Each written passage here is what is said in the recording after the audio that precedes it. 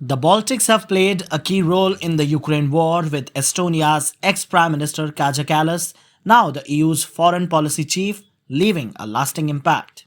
A staunch Ukraine supporter, she pushed for military aid and European unity, committing 56 million euros for development assistance from 2024 to 2027. Estonia's military aid, the highest per capita globally, 1.4% of the GDP, underscored this firm stance. But this unwavering support has triggered backlash at home. Many Estonians worry about the economic strain, questioning whether the focus on Ukraine has come at the cost of the national priorities. EU's push for the increased defense spending and aggressive foreign policy has fueled heated debate about the balancing international commitment with domestic needs. Now that Kaja Kallas is gone, her legacy still continues to shape Estonia's political and economic landscape. Actually, the whole Baltics' landscape. The Baltic states recently officially unplugged from Russia's electricity grid, now relying on Finland, Sweden, and Poland. The EU hailed this move as a landmark step towards the energy independence, but little did they knew what is about to happen. Russia can no longer use the energy as a tool of blackmail, declared Kaja Kallas, echoing Brussels' celebration of the decoupling.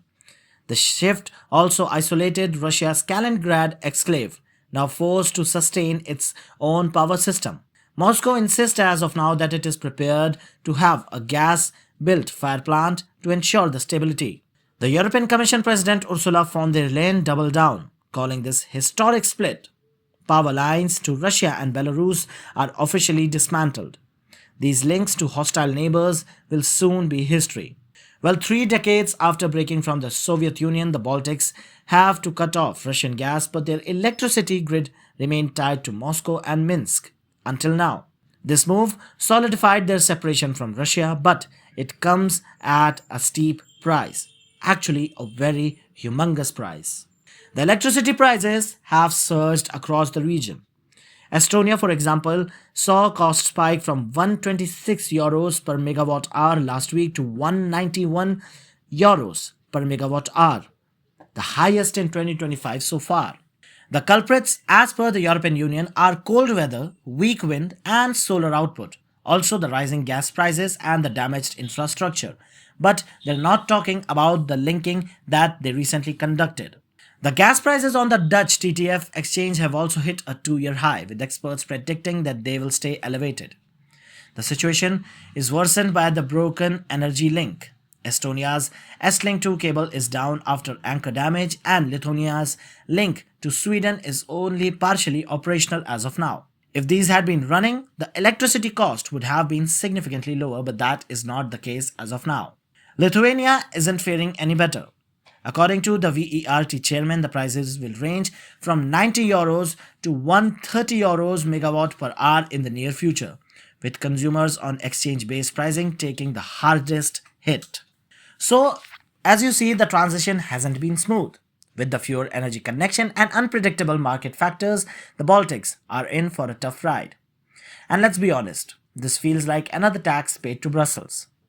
Energy prices aren't just about supply and demand anymore. They have become another hidden cost of the Ukraine war. The Baltics have already sacrificed plenty. Beyond cutting ties with Russia's power grid, they have also poured millions and billions into Ukraine. 2.2 billion aid of military and 350 million in financial and humanitarian support since 2022. But at what cost? The soaring energy prices are now crushing the household and businesses. The supply chains are in total chaos.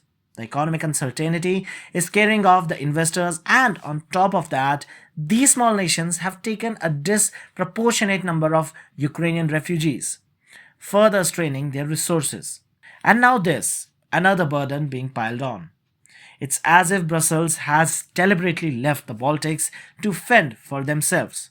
They don't care. And that is why, even though Kallas may have left Estonia, the Baltics are still drowning in the mess she and Ursula von der Leyen created.